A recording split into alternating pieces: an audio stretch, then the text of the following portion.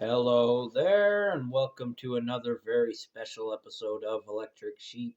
This is our 134 subscriber special, and it marks our return back to fiction because we've been doing a lot of biographies and stuff like that, but we're still staying within the realm of superheroes as we return back to the world of the flying tank. This story is titled The Cape.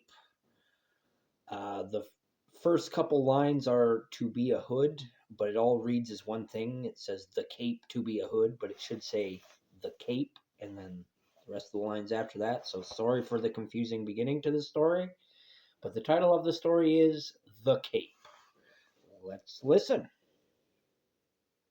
The cape to be a hood was to make a quiet declaration.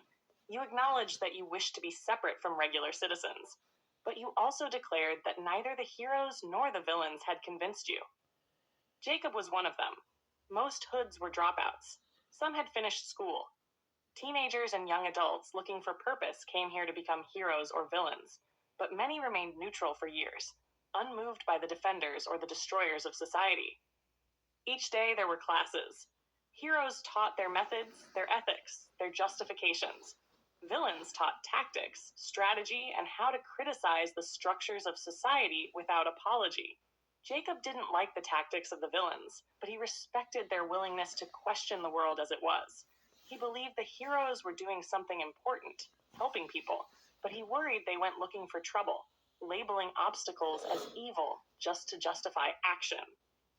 So Jacob gravitated toward neutral classes: symbolism, self defense, restraint. And then one day, he entered a classroom no one else did. Villains ignored it because it was taught by an old hero. Heroes ignored it because it was neutral.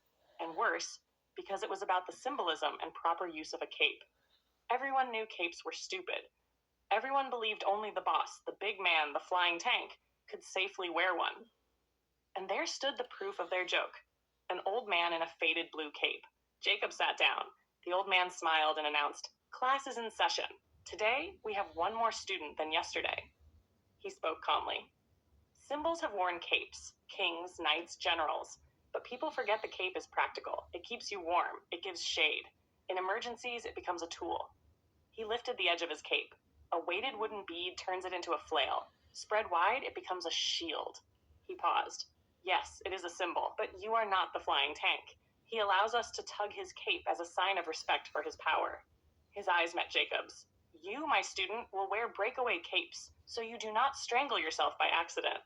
Then quietly, "And you will endure the disrespect of other heroes, insults, mockery, even having your cape torn away, just as they do to me." In that moment, Jacob understood something painful: the cruelty of heroes. They saw a veteran hero and rejected him, not because he was wrong, but because capes embarrassed them. They harassed him to prove their point, and in that way, they were no better than villains. Jacob took up a mantle that day. When class ended and the old man walked through the hall, someone reached out and ripped the blue cape from his shoulders. Laughter followed. Jacob stepped forward. He wore a cape too. "You're not a hero or a villain," someone sneered. "You're a loser." The old man calmly picked up his cape and placed it back around his shoulders. Then he reached out and gave Jacob's cape a gentle tug, a gesture of respect. From that day on, Jacob was known as the Cape. Maybe he was a hero, maybe a villain. But that day, he was a hero to one old man.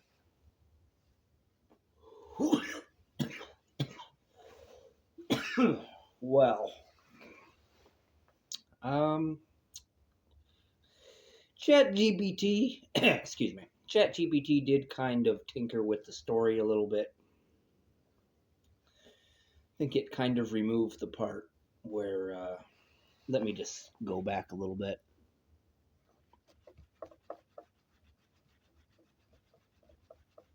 Well, I'll just say what it is.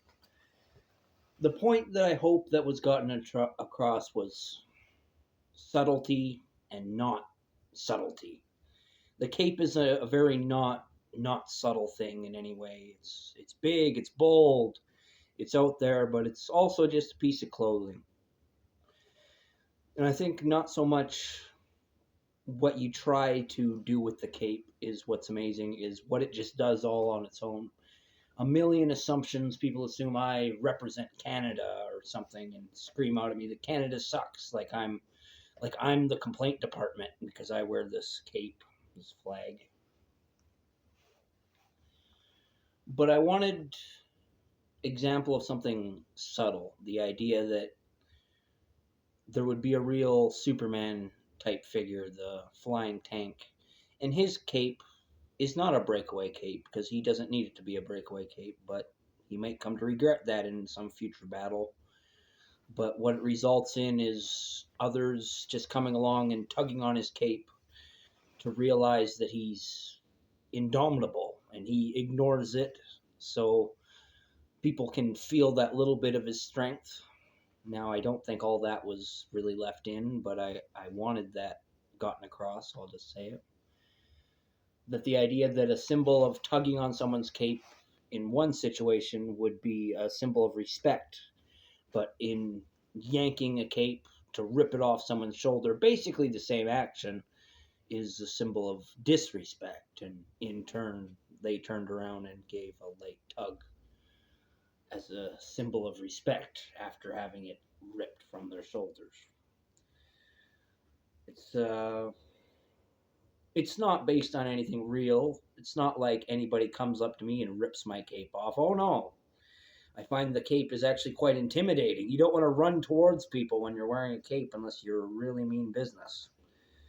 Because the cape scares people. But yeah, this is based more on how I've heard other real life heroes talk about capes. That they're just something stupid and impractical. And if they had tried to wear a cape and had troubles with it, that's I'm speaking from experience. But if they just assume and have never tried the atomic bomb of a symbol that is a cape, well, I don't know. Should they really speak about it? Should any of us speak about anything we're not a veteran of? I think they should be able to speak about it, but it still irritates me a little bit, the idea of judgment without substance. I say at least give it a chance. Try the cape. And if it really caused you so much trouble that you got to get rid of it, that's one thing. But myself, I don't think I can ever go back. See the symbol, be the symbol. It's never more true than when I'm wearing the cape. And so this protester type character, this person who screams at people, he may be a villain that returns to protest against the people themselves, is the idea.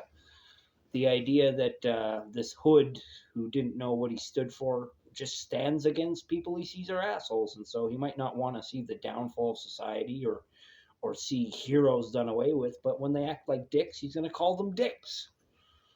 Who dicks with the dickheads? The cape does.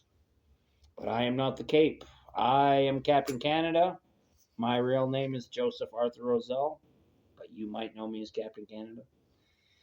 I want to wish you all the luck in the world, and I want you to remember that I love you. And suicide is never the answer. Peace out.